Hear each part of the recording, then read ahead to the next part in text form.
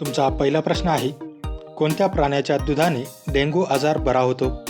तुमचे ऑप्शन आहेत ए गाय, बी शेळी, सी उंट, डी म्हैस.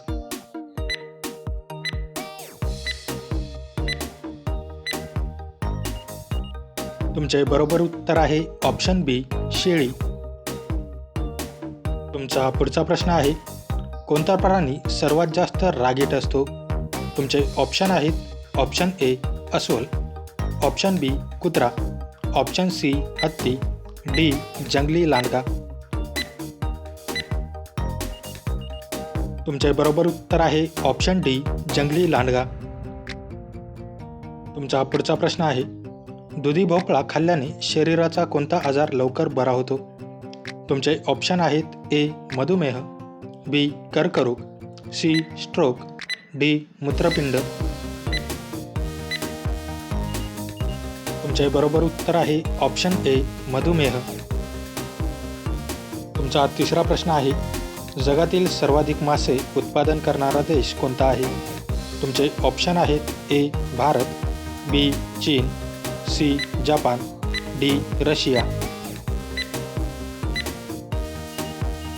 तुमचे बरोबर उत्तर आहे ऑप्शन बी चीन. तुमचा पुढचा प्रश्न आहे, शरीरातील कोणत्या कमतरतेमुळे जास्त घाम येतो?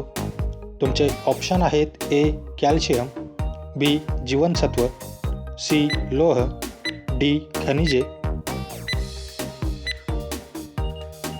तुमचे बरोबर उत्तर आहे ऑप्शन ए कॅल्शियम. तुमचा पुढचा प्रश्न आहे, मानवी हृदयात किती कप्पे असतात? तुमचे ऑप्शन आहेत ए 2, बी 4, सी 6, डी 8. तुमचे बरोबर उत्तर आहे ऑप्शन बी 4.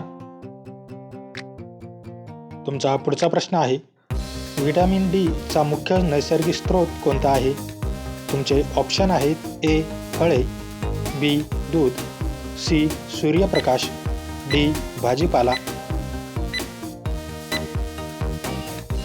तुमचे बरोबर उत्तर आहे ऑप्शन सी सूर्यप्रकाश. तुमचा पुढचा प्रश्न आहे, सोयाबीनमध्ये कोणते जीवनसत्व आढळते? तुमचे ऑप्शन आहेत ऑप्शन ए जीवनसत्व अ, B vitamin D, C vitamin C, D vitamin E. तुमचे बरोबर उत्तर आहे ऑप्शन डी व्हिटॅमिन ई. तुमचा पुढचा प्रश्न आहे, मधमाशी चावल्यास वेदना कमी करण्यासाठी ताबडतोब काय लावावे? तुमचे ऑप्शन आहेत ए मध, बी बर्फ, सी तेल, डी मीठ. तुमचे बरोबर उत्तर आहे ऑप्शन बी बर्फ. तुमचा पुढचा प्रश्न आहे, कोणते फूल नेहमी सूर्याकडे तोंड करून असते? तुमचे ऑप्शन आहेत ए गुलाब, बी कमळ, सी नीलकुरुंजी, डी सूर्यफूल. मित्रांनो, या प्रश्नाचे उत्तर तुम्ही मला कमेंट करून नक्की कळवा.